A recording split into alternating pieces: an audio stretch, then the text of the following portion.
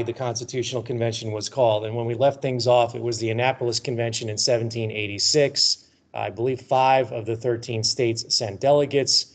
There was a lot of distrust with what might happen at the Annapolis Convention. And so that's why you don't see a good attendance by any of the states. The opportunity is there to hopefully give more time, shift the meeting to Philadelphia, and in between the Annapolis Convention and then the proposed meeting in Philadelphia, we have the unfolding of Shays' Rebellion in Massachusetts, which is starting in January 1787, going through the spring, when the final battle of Springfield actually takes place. So the inability of the nation and the government to address a lot of the issues during the 1780s was part of the problem. Another group that was concerned that we should introduce are former soldiers, former Army officers, who are witnessing, people do have occasion to pass through the cities where the Congress met in the 1780s, whether it be Annapolis at the very end of the war where Washington surrenders his commission, or Philadelphia, or anywhere else. They are coming back from the field and they sit in on Congress. And they're kind of horrified by what they see. Disgusted might be another word. Congress is a glorified debating society. They waste a lot of time. The Treaty of Paris, which ends the American Revolution, sits on Congress's agenda for months. Months. The treaty that ends the 8-year-long war sits there in Congress until they can get the minimum number of people, a quorum. Any of you are part of any university organizations, you know what the concept is. You can't make a decision if 2 of your 18 members are there. Or maybe you can in your club, I'm not sure, but usually that's not the case.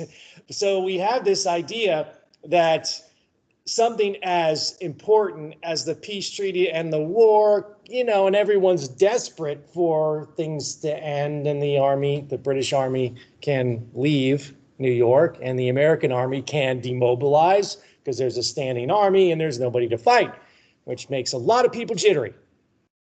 So that takes a while. The august body of Congress dithers its time away, according to some observers, in disputes about diction, commas, colons, and consonants, is one officer's opinion. I's dotted, T's crossed, and all of that stuff. Well, that's petty squabbles. How did this group, many of them who were away serving in the Army, how did this group manage to help run the war starting back in 1776? And the conclusion they take away is we won in spite of Congress and not because of Congress. To many, this is not the revolution that they had bargained for, especially when we combine the concerns with more participation in politics, relaxed voting, meaning the requirements for voting and the qualifications for voting. You didn't have to own land, or to serve, you had to own less land than you had to in the colonial period. Some people think that's not a good thing. We think, oh, they're democratizing the voting system. Others are like, no, it's bringing in a new politics is the word they use. It's a term that goes back to the 1760s, when you have the pitchfork and torch crowd beginning to dictate policy from the elites, and it makes them a little nervous. Some began to ask the question, it makes sense, where have our good former leaders gone? The answer is home. They're not serving in Congress any longer. Most members serve in their state capacity. They have no desire to travel to the distant capital, wherever that capital may be. It's on the move. It's not in one distinct location. We don't settle on a capital until 1790, and we don't move there till 1800. Congress met all year round, which again was another way to dissuade people from going. And when they met, they weren't doing anything important. So you had to consider, if you were traveling to the American Congress, which you got a per diem, per day, not a salary. You had to use the expense of food. You have to use the expense of what else? Lodging. So you're from Virginia, you've got to go up to Philadelphia or Trenton or Annapolis, and that's just a real imposition. Instead, you might want to stay home. where your respective state assembly or legislature or whatever name it went by met for 6 to 8 weeks at a time for the year, got its work done, and was finished. Those who serve in 1774 to 1781, the so-called great individuals who led the movement towards independence, which was the priority in 1774, are taking up other positions. They're staying closer to home in their own state. Hamilton, Madison, Samuel Adams are all state representatives during the 1780s. Jefferson was governor. It's not one of his finest moments, but he did serve in that capacity. They're also term limited in Congress. What was the year they set the capital? It was in 1790, they make the agreement about it. And then in 1800, that's when they actually move. You know, they build it for that 10-year period. We're going to talk in detail about that. It's fine. That's the fabled deal that takes place between Hamilton, Madison, and Jefferson. You know, we don't know where the capital's going to be. We think we might have Washington blindfold him and throw a dart at the map. And, you know, tall guy's judgment's pretty good. Why not? Wherever the thing lands. But they come up with an agreement that they're going to move it to a southern location, and Hamilton will get his financial plan through. And then go ahead. No, you're fine. But isn't it kind of in the middle of the North and the South? Or no? Because I think of Maryland as a northern state. They wouldn't have then because of its designation as a state, as a slave society, really. Okay. Not a society with slaves, which you would see the more northern states. There's a difference there in the designation. A slave society is one, take the slaves out, the economy essentially collapses. And that's really from Maryland south. Delaware is technically a slave state. We not think of it as southern. I mean, Washington, D.C. now, do you think of it as a southern city? No. Not really, but technically it is, because it's in the old colonial South, where up until the eve of the Civil War, slavery, the slave trade was still done there as late as 1850. So it's a win for them. They consider it moved to the South. And for Jefferson, it's a win because it's moved out of a established metropolitan area, Philadelphia, New York, and it's in a wilderness. To him, it's like... And it's closer. Closer for him, in the South, out of Philadelphia or New York, where it seems like one of those two would be the two financial centers of the nation. And you have this mosquito-filled swamp on the Potomac River, and Jefferson's like, great. Blank slate, exactly. So yeah, good questions about that. So during most of the period of the war, the Congress is usually a few steps ahead of the British Army. Whatever chases them out of New York, chases them out of Philadelphia. They have to meet in York, Pennsylvania, and other Trenton, New Jersey, and other places around the map.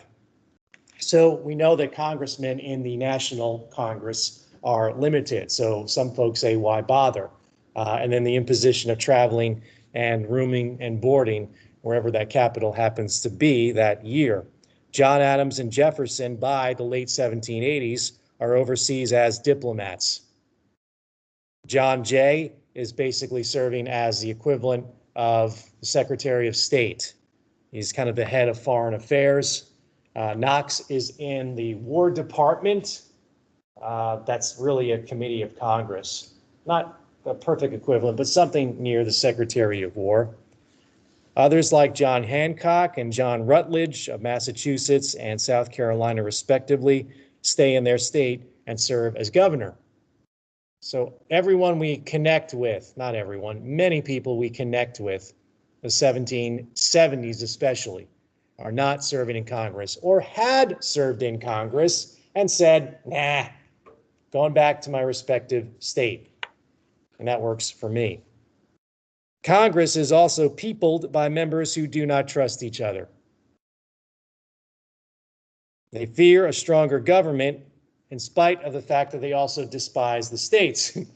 They're jealous, our congressmen, of the prerogatives that the states have and they don't have, even if only a few of these prerogatives exist at the national level. We spelled out what Congress could do. The list of what Congress cannot do is longer. Madison's goal of using the Congress to organize a national meeting is not popular. This is the unknown in 1786 and 1787. Congress has to, said differently, approve the meeting in Philadelphia that might make that Congress done and go out of business effectively, or to be replaced by some other form of government. Congress, said one historian, is no more disposed to call a general convention to revise the Articles of Confederation than it was to vote funds for the exploration of Canada. It's just not going to happen, to put it in perspective. But then again, talk of secession, Shays' Rebellion, gets people on board. It worries many in the Confederation Congress. Madison and Monroe are two of them, both representing Virginia. This issue, the fact that the West is hanging by a thread, Washington later said, I believe it's from Washington, the touch of a feather would put them in the Spanish orbit. There's New England secession movements, such as from Vermont, one we mentioned before. Trade, the inability of the Congress to regulate trade. That seems to be an issue where at the very least you can get people in a room together to talk about fixing that. Maybe only Congress should regulate interstate commerce. James Madison begins to spearhead the effort to create a stronger national government after 1785. He is one of the four, if there's a so-called quartet, as the book argues, along with Washington and Hamilton and John Jay.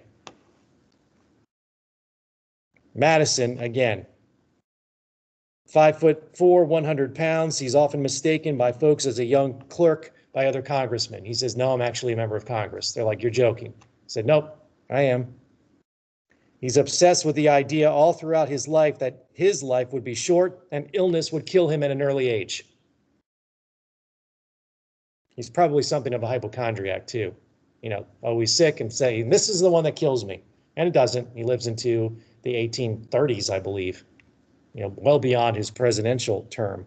When did the flu come in like the flu pandemic or whatever? The last one we had? Like the Spanish flu? Yeah, that's 1918. Okay, I thought it was earlier, I'm sorry. No, that's the only one I know of that was at least put down in historical records. I mean, were there ways of flu? Sometimes, but also they dealt with more in the 1700s yellow fever. There's a yellow fever epidemic in I think at the beginning of Washington's second term. It almost kills him. Yeah, and cholera is another one. I talked about cholera with the West. Yeah. And then also there was scarlet fever too, right? Yep. Oh yeah. Because my sister, she has scarlet fever. Wow. I had it on the kid. Okay. Okay. Yeah. I thought that kind of cool. Well, it was, everyone talks about the good old days. It was not always great because, yeah, there were a lot more things that could kill you. It reminds me of that movie, was it Once Upon a Time in the West? Was it that one? The satire on the West. Seth MacFarlane? Yeah, is that what's called Once Upon a Time in the West? Yeah, yeah. Or A Million Ways to Die. No. Million Ways, yeah, because there is a movie called Once Upon a Time in the West. A Million Ways to Die in the West. He says literally, everything here could kill you, out here. I mean, the air, the water, you know. I would not want to go back in time and live there. Nope. It would be, yeah. Yeah, maybe for a few minutes, if not more than a day, probably. Okay, so Madison, he's going to have to get allies to make this meeting happen. He goes to Princeton, the College of New Jersey, it was called back then. Finished his degree in 2 years. Why? Well, he thought he was going to die, so you might as well finish it up sooner rather than later. Ends up learning the law. Notice I say learning the law and not go to law school, because there aren't any law schools. How did you learn the law back then? You followed a lawyer around, and you basically were an apprentice until you became a lawyer. You didn't pass the bar or anything like that. He was scared to death about the prospect of arguing a case before jurors. That he and Jefferson share that fear. Fortunately for him, the revolution came along. Madison worked at various positions at the state level. He introduced himself to Governor Jefferson, probably when Jefferson was serving as chief executive of that state during the war, 1780 and 1781, just to set that on the timeline. And that's when they became acquainted. It's the beginning of what will become a very strong political partnership that endures over the next several decades. Madison is elected to the Confederation Congress in 1780. No one gives him a second glance. He has no style like other founders. He's a writer. One historian said his first portrait looks like an awkward teen in a high school yearbook. And that's not at all really inaccurate. Madison, don't feel too bad. Madison is from a landed, wealthy family. He's a slave owner. His future collaborator is Thomas Jefferson, and they live very close to each other in Western Virginia, Albemarle County. He's committed to his state, as are everyone in the nation. This idea that Southerners identify with their state first. No, Northerners did too.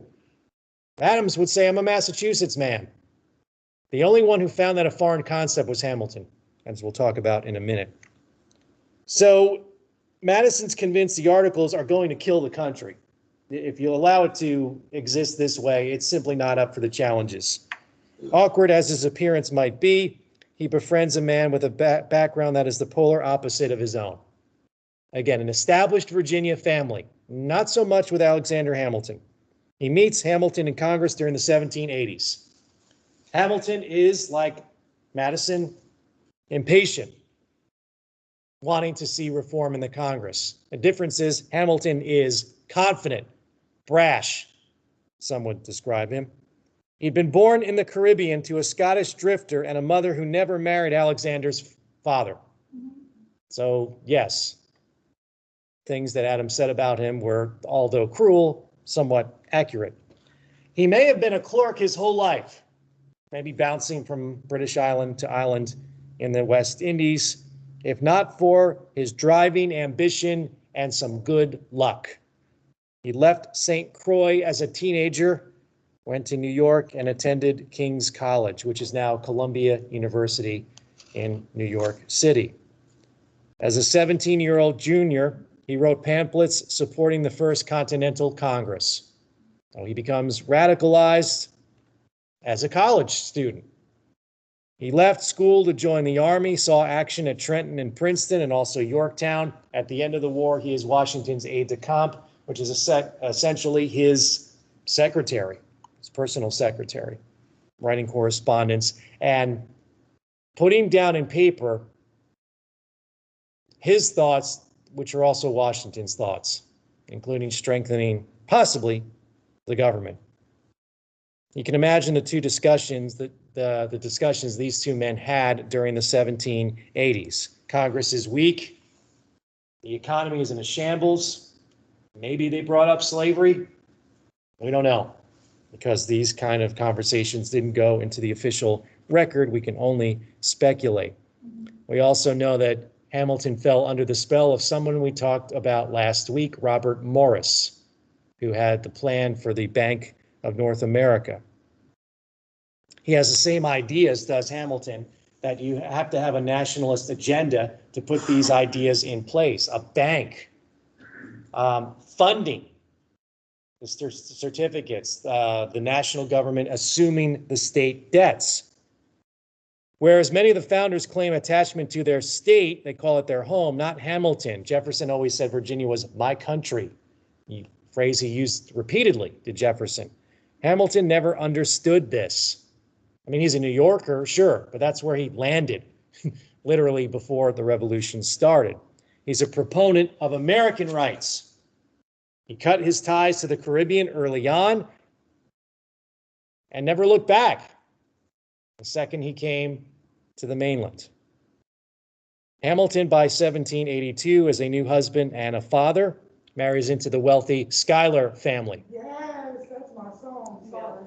It's okay. Yeah, whenever you make mention, Philip Schuyler was a, And yeah, Burr, I always get those, like, those songs stuck in my head, like, I'm Alexander Hamilton and I'm Aaron Burr, sir. right, right. I mean, I just always. Yeah, they go back to the Revolution. We'll talk about the Burr-Hamilton connection at some point.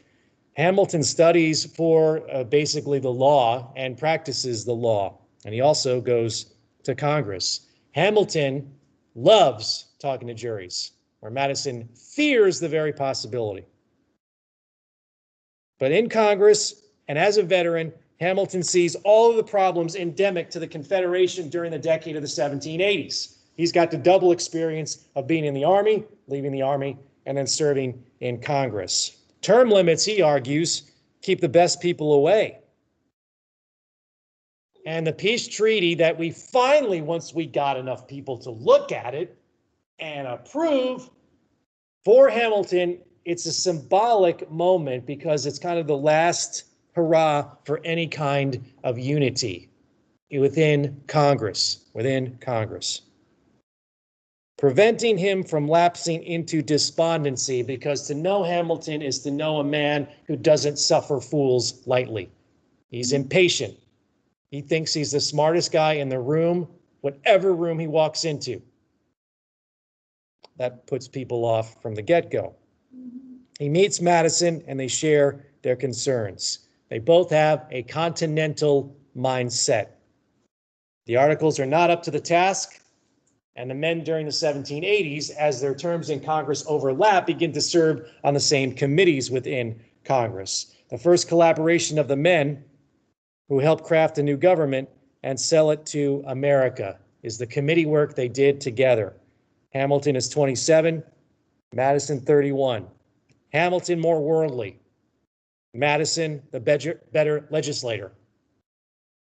So they have strengths and weaknesses, but combined, they seem to have a common purpose. How you get there, well, as we'll find out in the decade of the 1790s, that's when the collaboration ends rather abruptly. So they're different. Their background, their education, their personality, their dress. Now we're using Madison and Hamilton. Later we'll introduce Burr as the counter there because their history goes back to the American Revolution as well. But this is, for all intents and purposes, one of the first significant collaborations to create a stronger national government. Madison worked in theory.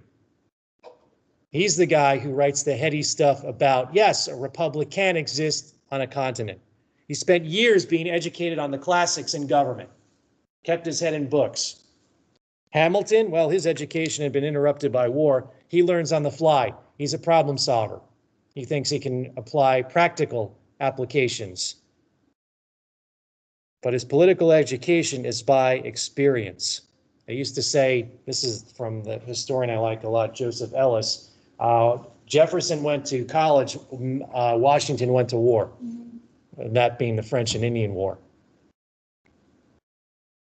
It's also critical that the most famous man in America had to attend or give his outright approval of the proceedings of the meeting that's about to take place in Philadelphia. George Washington was watching from Mount Vernon, and he was, to say the least, gravely concerned in 1787, except that he hesitates.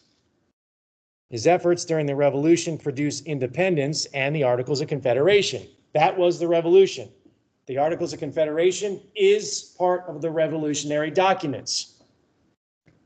Creating a new government, Washington thinks, would violate this oath. And wouldn't it be, he asks, and this is a good question, a repudiation of the revolution? A lot of people gave their lives for not only independence, but the government we created. Yeah, it took a while. Yeah, it wasn't until 1781 that it got ratified, but it happened. Even worse for Washington, he's nothing if not a vain man. What if it all failed? His reputation could be ruined if no one showed up in Philadelphia. I apologize for going off the notes a little bit, but I took some separate notes because, as you know, I always am revising these lectures because I'm never happy with them. So indulge me and follow me for a little bit.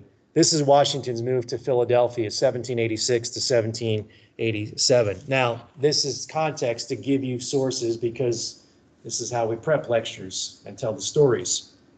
The man who wrote the giant book on Hamilton also wrote a giant book on Washington, and then recently a giant book on Grant. I don't know if we're going to have a Grant the musical. Hopefully Mr. Miranda is working on that. I don't know how you do that, but anything is possible. And I would truly look forward to what music you can write in connection to the American Civil War. Nevertheless, he believes Washington in 1786 and 1787, and this is coming from his correspondence, the quotes here. And one is that he says, everything is at risk, meaning the gains of the revolution. He has a vested interest in this, but he's not sure about what he can do. The events of the summer of 1786 confirmed to him debt and finance issues are spiraling out of control. This idea of debtor relief laws of people. Now, this is a man who, again, owns land, owns slaves, owns land that people pay him rent to. So he is a creditor. When people pay him money, that's, again, built on his income. So the Rhode Island and the paper money issue seemed to Washington to be a radical solution to a debt problem and an impractical solution. And then with the idea, I'm sure he's getting fed information. Well, General Washington, this is happening in Rhode Island. It's going to happen to other states as well. New England, it's like a cancer spreading, the debtor relief laws. In September, he learns of events in Massachusetts, Shays' Rebellion, the unsettling events starting in 1786 and carrying through 1787. Closing the courts, we talked about what was taking place there. Marching of militia. The creditor class, the legislature calling up their own rival militia, scaring judges. The size of the protests increase, and when local militia that's supposed to end the Shays' Rebellion is scared off, that's when people really become more and more concerned. He writes, Revolutionary War friends. Here's a quote from Washington. For God's sake, tell me, what is the cause of all these commotions? Licentiousness? British Tories? Or real grievances? He's trying to get his finger on the pulse of what's happening in New England. He suggested at the end of the war to expand the size of the United States Army. One friend tells him, maybe you should go to Massachusetts and that would settle things down and end it. Washington's response, quote, influence is no government, unquote. Love that one. Influence is no government. My other favorite quote from Washington is, you should never use an army as a threat. You know, this idea that at the end of the war, people said, you know, this is the opportunity to crown yourself King George I of North America. He said, no, you don't dangle that threat out there. And if you all understand what we fought for, this is not at all what it was about. No, you went from one King George to another one. And some people thought it was a natural course of events. I mean, so it wasn't as outlandish playing devil's advocate for people who wanted that to happen. Saying, look, why not we have our own homegrown chosen leader? Because it was out of the ordinary to think you would just have a Congress without some kind of power in this independent chief executive. And we ended up doing that with the Constitution. But yeah, so to suggest that wasn't out of the ordinary, and Washington kind of shot the idea down. So his main connection and contact back to Massachusetts is Henry Knox. Knox is feeding him information. And Knox paints, I think, to say it accurately, a scary picture. There are levelers, that's the word for leveling the economic playing field, right? The wealthy, the not wealthy, whoop, or the topsy-turvy world that would switch. Levelers are insisting that you hold property in common. That sounds like communism or socialism. Abolishing debt and not paying taxes. Well, times were tough, but you still had to pay taxes, of course, the creditor class said. Washington has a lot of letters that begin or end with "Good God" or "For God's sake." There's combustibles, Washington believes, by 1786 in every state. The nation is on the brink of anarchy or mob rule. Probably not, but if you want to gin up a crisis, why not use Shays' Rebellion and Shays' Rebellion and the copycat Shays' Rebellion that might take place in other states? Peace had returned by early 1787 with the defeat of the Shays rebel militia, but the new legislature went through and reduced taxes, enacted a moratorium on debt. So what the Shays rebels were asking for actually came to pass, and also cutting payment to creditors. So maybe it had the effect of scaring the you-know-what out of the legislature in Massachusetts, and they changed some laws. They were not and no longer tone deaf to the Shays rebels. Nevertheless, Washington, late 1786, early 1787, continues to play Hamlet, play coy. He says, "I've been happy and healthy over the past 3 years. Can't I just stay retired?" Of course, there's the chicken and egg dilemma with Washington. He's not going to go to Philadelphia unless it's a success. Of course, it may not be a success unless Washington goes. That is the challenge. Virginia in 1786, the month is November, so we're at the end of the year. Virginia is the second state to agree to choose delegates to the Philadelphia meeting.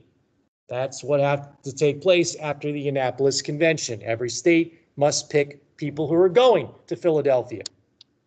Madison starts writing Washington, "Your Excellency, prepare for the worst. I'm thinking your name's going to be on that list." He's giving Washington the heads up. Now try to turn away the invitation, or now try to say no. Washington wants to distance himself at the same time. This is the dilemma he's dealing with. I know that in Philadelphia, around the same time as the scheduled Constitutional Convention, the Society of Cincinnati is supposed to meet. You remember that, right, folks? This is the group, the fraternal organization that is carried by one generation to another of former Revolutionary War officers. It looks European, it looks elitist, it looks undemocratic. And Washington's like, I'll just stay home, I won't go. And it's like, oh, the meaning is of their society is the same time as Madison's telling me the Constitutional Convention. Well, this is awkward. So that gives him another reason to not go to Philadelphia. And he keeps finding reasons why he can't go, but he never flatly declines. He never outright says, no, I've got this going on, I've got that, there's this factor and this factor. Then newspapers outside of Virginia begin to print George Washington's name on the list of the delegates from Virginia. Uh-oh. It's leaving the state of Virginia the best kept secret. Sorry, by the end of 1786, 3 states had agreed to send delegates. So the idea of I won't go because no one's going is starting to come apart. By the middle of February 1787, 4 more send delegates. That makes 7. So already you've got a better potential attendance than Annapolis.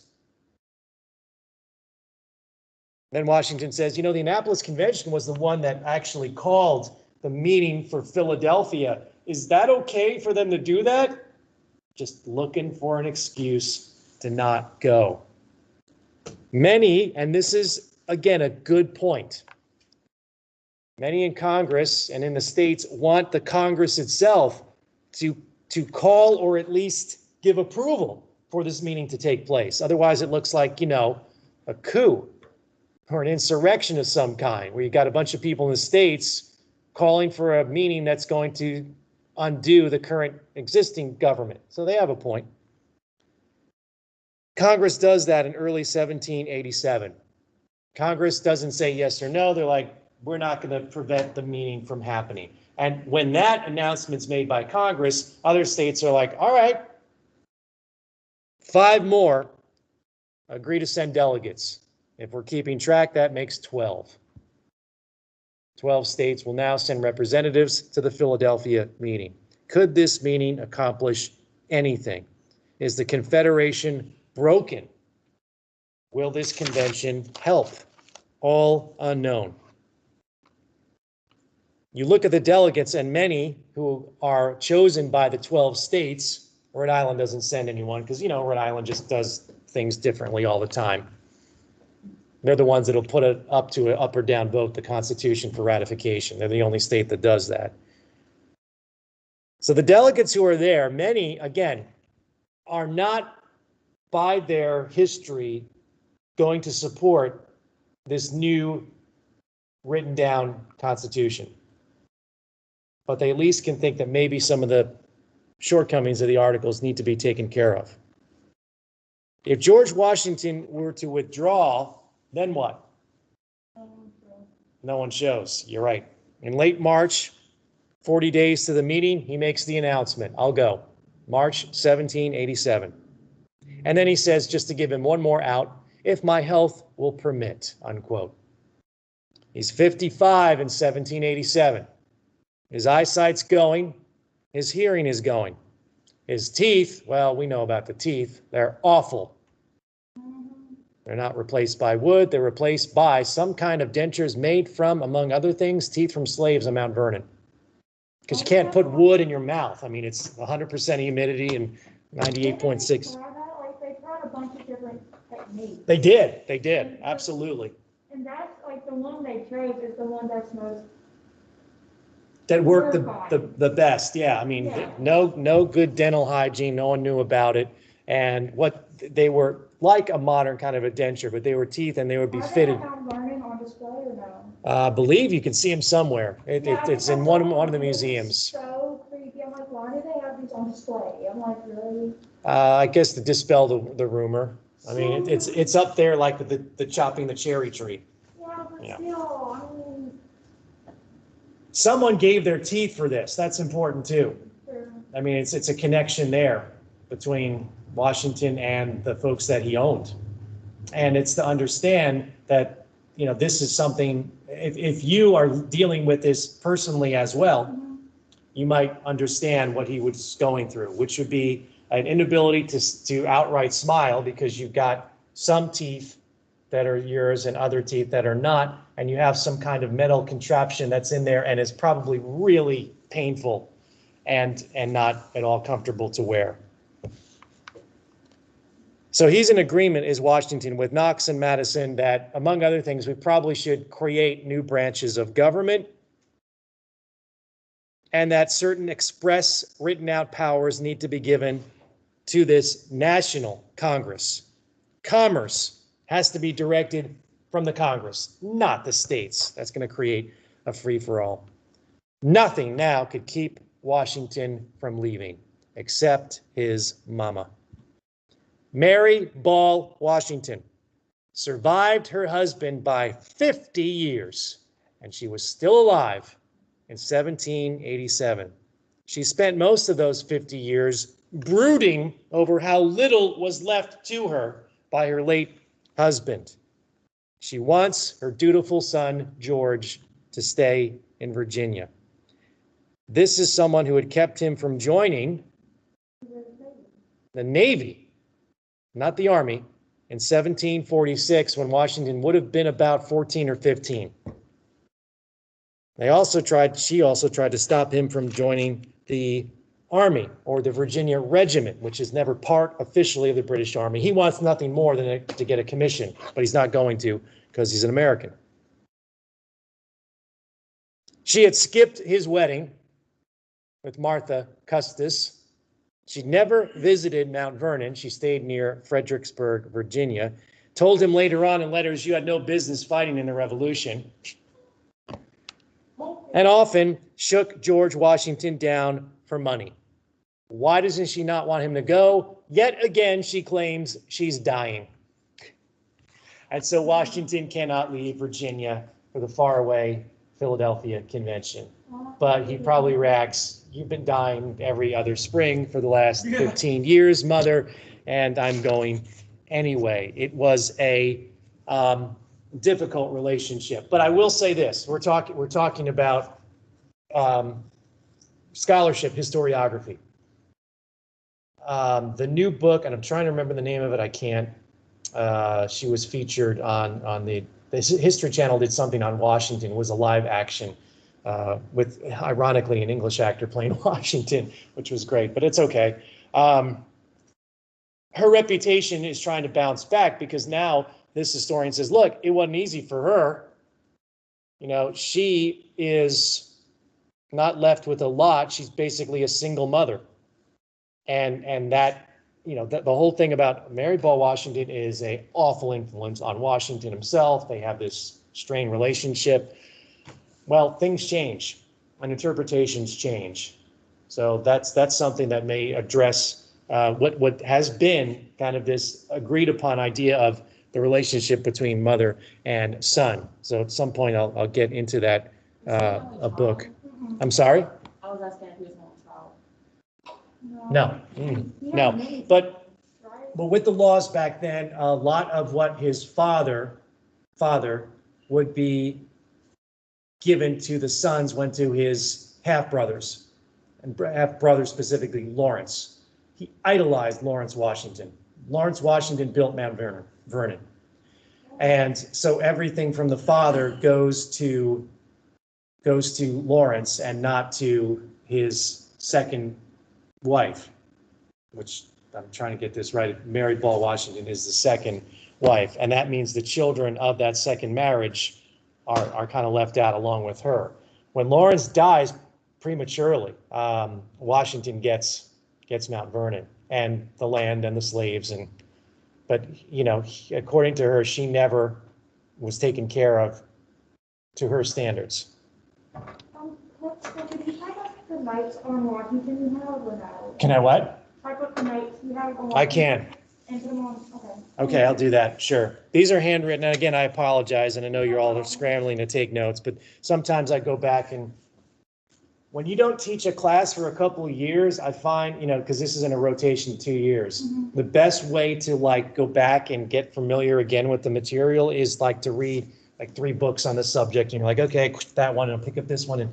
And so I'm going with the notes I have, which are a little more thorough than yours, but no, I promise you, these are all handwritten, scribble, but yeah, I can throw those together over the next couple of days. And also, it's funny because Mount Vernon was named after a British officer. Yes, Admiral Vernon, who Lawrence served with in, I don't know if, no, it wasn't the French and Indian War. It would have been obviously before that.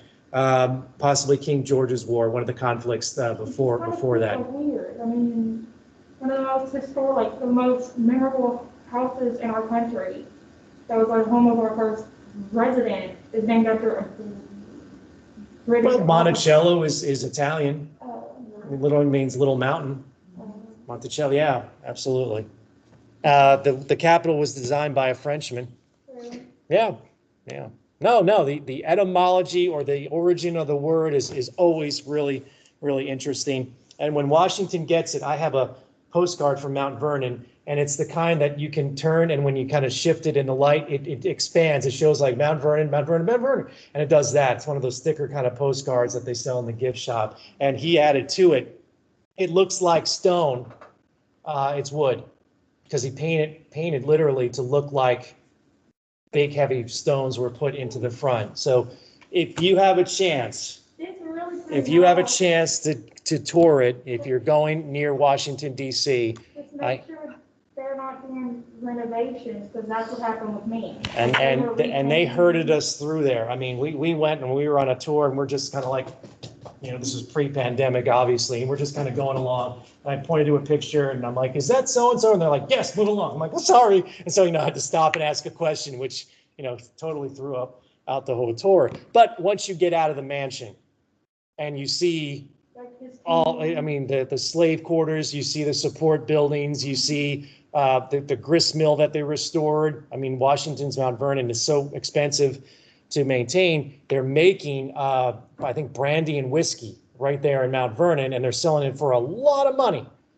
and you can order it, but it's really expensive, and you know you need to raise money besides the admission. They have a education center there. Hell, I applied one time to be a scholar in residence for a summer program. They let you live right there, use the library, use the. I mean, I think Ford put a lot of money into it, like millions of dollars. Ford, car company, yeah. And they built a library, they built a scholar center, they built a new visitor center, they built a, you know, they tried to make him more human because, you know, just the stiff on the dollar. I mean, they're like, let's go back and show him as he would have looked as a teenager. And so they have the kind of figures of him around there. But and it's always a changing interpretation. It's always a changing effort to, you know, make sure he remains relevant. So, okay. I will do that with the notes. I'll get those into some form that you all can use and are handier, of course. So Washington, okay. Madison knows directly how to appeal to Washington. Vanity, which is the whole, look, if you don't go and it is a success, they'll years from now say that it was a success and you didn't go. And he's like, yeah, okay, that's kind of convincing. If the delegates know you are coming, they will attend. In other words, to say it differently, bad things won't happen in Philadelphia and Washington goes. I mean, that sounds like a simple statement, but it is true. That's the faith that a lot of people have in him. He's there. You know, what's the worst that can happen? 55 men gather in Philadelphia in May 1787. We'll set the stage for talking about next week and the things I put up on Moodle, the Constitutional Convention. They represent 12 states. Their charge, which is given to them by Congress. Revise the Articles. That's what you're supposed to do there. Revise the Articles of Confederation. The spring is wet in 1787. It took the delegates south of Maryland quite some time to arrive. Weeks if you're leaving from Georgia and South Carolina. A couple hours in a plane now. Nope, a long time. And depending on the roads, you had to stop along the way. I mean, this was an adventure to get anywhere. And Rhode Island doesn't send anyone. And you had to make sure you're the fourth if you had plenty of food. Exactly, yeah. There are so many logistical things to consider, you know, just going there. Where are you finding in? Is there room there? How many people are you sharing said room with? Is the food any good? Well, you know, how much clothing to pack? I mean, it's not like a trip now where you kind of have a beginning and an end, and you realize, you know, it's what, 3 months up there if you stay for the whole thing. The Pennsylvania and, not surprisingly, Pennsylvania, it's in Philadelphia, and Virginia delegations get there first. Madison is one of the first delegates to arrive. He'd been working ever since the Annapolis Convention on a draft for a government. They chat things up and they start talking about, well, what are we going to do when we're here? You can imagine when they're waiting for folks to get in. You know, we don't have enough folks to meet yet formally, but we'll talk it over. Madison begins to hold clinics on the government once he convinces everybody he's not a clerk who's going to bring them water, tea, and drinks. He's actually a representative from Virginia. He ruminates over the things he's discussed in writing and with other members of Congress over the past year. His fellow Virginians and Pennsylvanians are getting the idea that this little guy has big changes in mind. Let's see what happens when everyone else shows up. And in May in 1787, those changes seem even more necessary. Shays' Rebellion, no national stomach for a tax on imports, a tariff law. That really drives home the fact that Congress has to do something. He is relieved, is Madison, that he is not alone. There's widespread support to make substantive changes. Madison begins to believe that instead of drafting amendments to the Articles of Confederation, they're actually going to maybe be able to write a new constitution, which is not what they're supposed to do. By May 25th, enough delegates gather to gavel the first session in the Pennsylvania State House. We know it as Independence Hall. Again, you ever get a chance to travel to Philadelphia? Look, I'll just say this, and I don't invoke my personal story a lot because it's irrelevant, but my vacations as a family were a who's who of historical places around the Northeast. My parents never said and ruminated, I wonder why I became a history major. I mean, they almost were training one. So, I mean, down to where I was literally arguing with the park ranger in graduate school about his interpretation, and my parents had to kind of pull me away because it just, yeah, or running up the readouts at the Yorktown battlefield as they were driving alongside in the car, and they're like, "Get back here, your brother wants ice cream." So that was again, and if you have the chance to see these places, I mean, Monticello too. Monticello is, again, it told the story of Thomas Jefferson until it finally started telling the story of Thomas Jefferson and slaves, because the folks who worked there said, no, he never could have fathered slaves. And the S word in there was servants. Wait, what? Yeah. Yeah. You can't gloss over that, because, I mean, yes, it's They bad, glossed over that until recently. but, I mean, we have to remember that, yes, they did own people, like, but Not only that, you have to add the part where the staff said the chance of him fathering mixed race children with Sally Hemings was absolutely couldn't be possible. And then the DNA came back and said, yeah, it was him or his brother. And every time, I mean, we know when Jefferson was there, and 9-10 months later, Sally Hemings had kids and a child. Mm-hmm. One of his great grandkids I heard that said, like, on TikTok or something, said that if I could go back in time and kill somebody, it'd be my great grandfather because he raped my grandmother. Yeah. Like, Yeah. But then he wouldn't be here, so he would become himself. He owned her. Yeah. It's the paradox, really, at that point. Yeah. Yes, and we're getting into speculation and everything, but she didn't have a choice. That's true. But was it a relationship? I mean, or was it completely and always forced?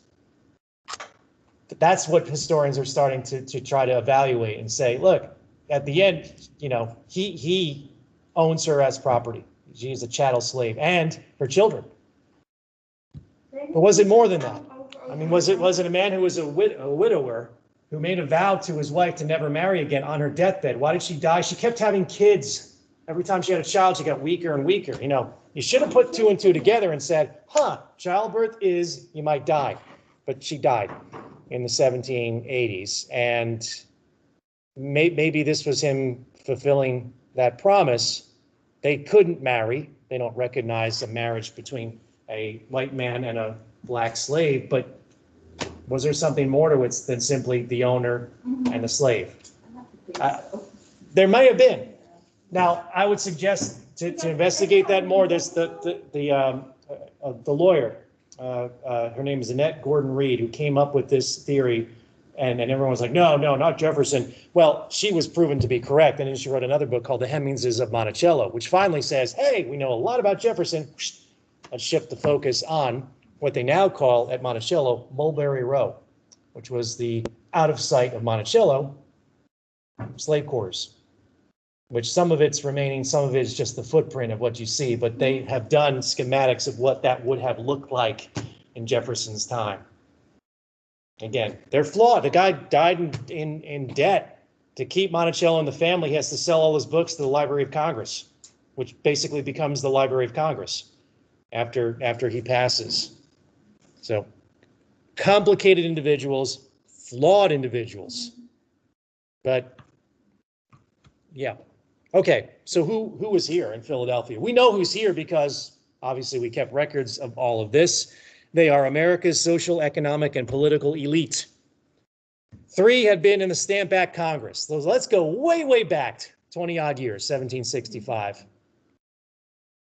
That was 22 years ago. 3 had been in the Stamp Act Congress. 3/4 of the group in Philadelphia, those that start to attend, 55, 3/4 have been members of the Confederation Congress. That's a good thing, although 3 of them voted against independence. More than half of them are and have military experience. 15 of them during the American Revolution. That might be good too, because if you have, about 1/4 of them there who think, yeah, we lived through the Army not being fed, paid, and all that stuff. The experience in their life will shape the document. There are a lot of lawyers there.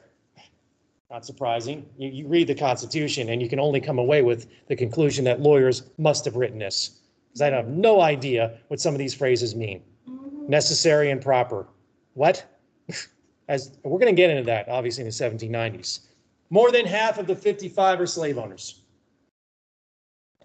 A third of them have interest as merchants in some form of commerce, and so they would understand the weaknesses of the Articles not being able to regulate interstate commerce. The majority speculate in land and hold certificates of public debt. They have a stake in society. That leads the historian Charles Beard to say this was a coup of getting people who were wealthy to make sure that they stayed wealthy with the institution of a national government. The Economic Interpretation of the Constitution. That was the book he wrote in the 1930s. Largely, it has been discounted, but it's still out there, and it's still an argument. Many leaders were not in attendance who had been part of the 1770s. John Adams was America's minister to Great Britain. Jefferson, in that role, as minister to France. Patrick Henry refused to serve. He said later, "I smelled a rat," and stays away. Sam Adams wasn't chosen by Massachusetts, maybe because they thought he had some strong anti-federalist, as it later will be called, against the Constitution leanings. There are, let me scroll down, I'm sorry, no urban artisans or laborers, no struggling farmers, no residents of the back country that go to Philadelphia. We could also call them the pitchfork and torch crowd. We need people to put pressure on soldiers that are standing in the cold in Boston in 1770.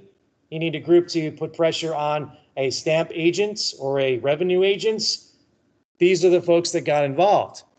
But their representation in the Congress here, the Constitutional Convention, isn't there.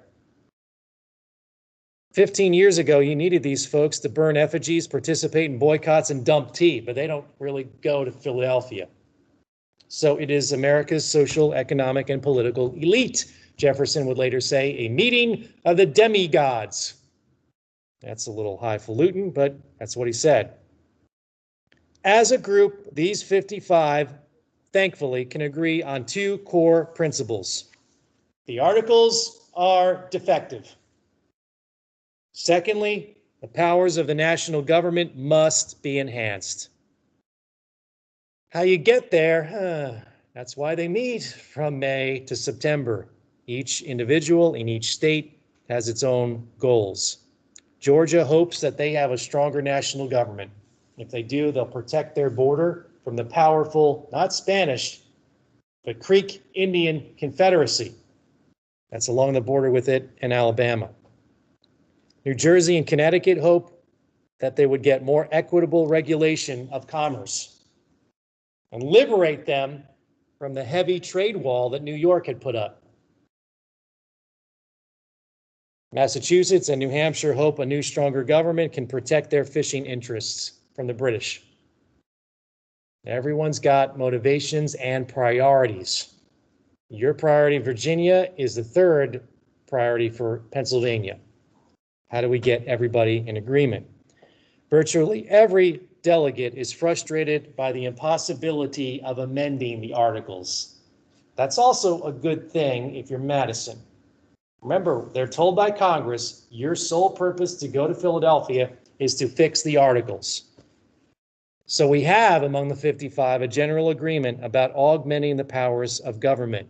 The only question is, well, one of many, many, many questions, what powers, how much, and how this will affect the states, where, as we said, North and South, these individuals' first loyalty is to the state.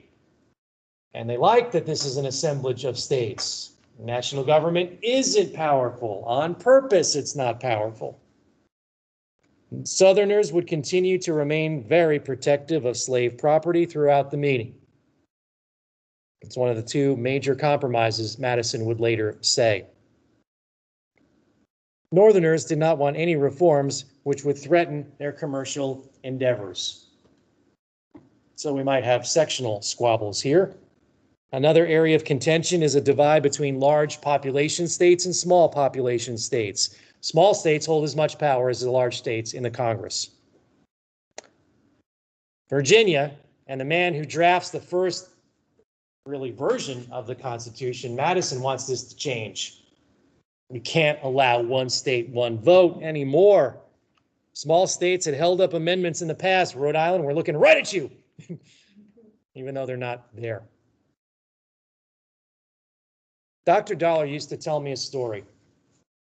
Before Dr. Dollar, and at the very beginning of when I was here, we had a professor here named Dr. Lebreton, expert in Louisiana history, and she taught the classes I teach now. When Dr. Dollar was a student of Dr. Lebreton, they all enacted the Constitutional Convention ratification. And one student was assigned Rhode Island. And Rhode Island started talking. And Dr. Dollar pointed at the student and said, Rhode Island, you keep quiet, you weren't even there.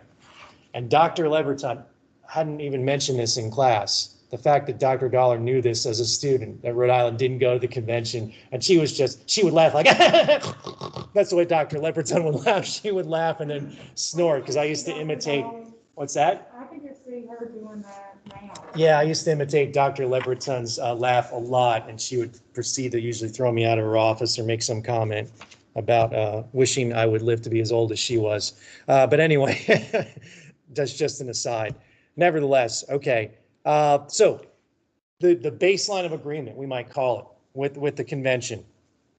They make three critical early decisions before they have any debates. Three early decisions at the Constitutional Convention. First, the tall guy is going to be the president of the convention. Not the United States, the convention. They haven't even written the office yet. So he'll be in the front of the room. The delegates will be in general there. They'll split off into committee work, but he'll be there in the front. You talk too long, you get a cold, icy stare from George Washington. He doesn't contribute much. But he's there. And that's exactly what people wanted. It ties his name to the success or failure. Washington proves again in the 18th century, it never hurts to be taller than anyone else. The second decision, they meet in secret. They close all the windows. They agree not to discuss what they're going to do. Benjamin Franklin is in attendance representing Pennsylvania. You know what they do with him? They have handlers around him. That's because in 1787, Franklin would have been about 83. You folks have grandparents? Mhm. Notice that their filter sometimes isn't there anymore, or my mom and my mother-in-law are getting to be that age. They say things and just say, yeah, I'm old. I don't care. So they have people around Franklin who say, make sure that this guy, when he's got a couple glasses of Madeira in him at the City Tavern in Philadelphia after we adjourn for the afternoon meeting, he doesn't talk about what's going on. Sorry? I don't think he did though. You don't think he had it when he was younger? Maybe. Because I mean, always. Maybe that's the reason. It didn't have anything to do with his age. It had everything to do with the fact that he's Benjamin Franklin. Yeah, because I just think of it as like, it's Benjamin Franklin, you just have to keep an eye on him because he's a womanizer. I mean, They all were. but he was, like, they. What did you say about it? He said that he was a womanizer, like most of them. Oh, Like, I all of them. saw that. But no, he was like. A lot of them were. So, Alexander. Yeah, you can almost tie it to all of them. Yes, he has an illegitimate son who, this is awkward, becomes a royal governor of New Jersey during the Revolution. And when they lock William Franklin up, Benjamin does nothing to get him out. You know, you might use his influence. Look, I'm Ben Franklin, my son, he's in a jail now because he took the wrong side in the Revolution. He just mum's the word. They had a meeting. Some folks would say a pray together session, right? And Benjamin couldn't convince William of the cause of independence.